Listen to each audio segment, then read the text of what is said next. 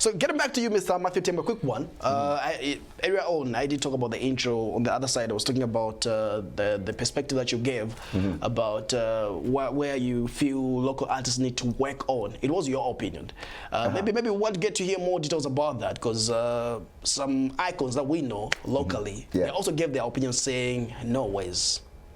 Not every artist need a band.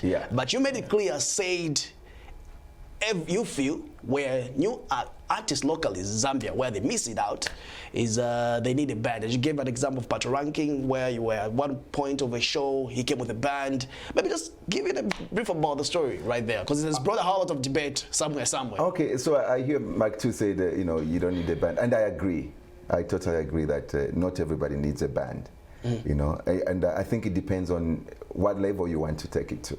And like I said, I think on the radio program, if your vision is just to play in these clubs or, you know, these like Zambian communities in the US or Europe or wherever you go, that's fine. You know, like those people are, you know, they're kind of like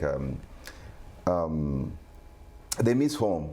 You know, they're nostalgic. So when they hear anything Zambian, we're excited to. Even food, you know, you find Nshima in the US, you know, we're excited to eat it. You know, even if it's not well cooked, but because we miss it, we don't usually.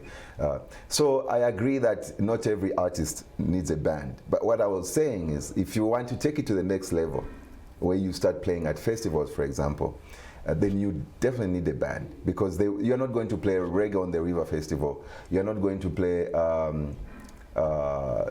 Toronto Jazz Festival using a CD and like some kind of like you lip syncing to your own music. That's not going to happen at that level. You know what I mean? Like on that kind of platform, it's not going to happen. But if it's just like a club, you know, in some club in Pittsburgh or Chicago, that's fine. You know, you can do that. And after all, the people that are going to come watch you are mostly going to be Zambians that live in the US. Okay. So that's fine. But what I was saying is, if it's at that level, where you play at this festival, I've played at those I play at those festivals all the time, and usually I've had contracts where they say in the contract to say, you know, you're playing 90 minutes of live music. No part of your performance is going to be lip syncing or anything like that.